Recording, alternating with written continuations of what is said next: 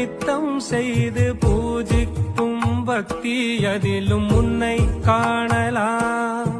பசி என்று தன் முன் வந்து கையேந்தி கேட்கும் போது தன் உணவை தந்தால் கூட உன்னை காணலாம்.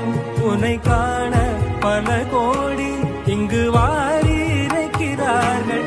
எளிதாக உன்னை சேர இங்கு யாரு நினைக்கிறார்கள். அலங்காரம் அதில் நீ இல்லை, அகங்கார மனதில் இல்லை.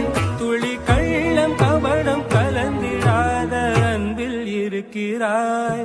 உணர்ந்தே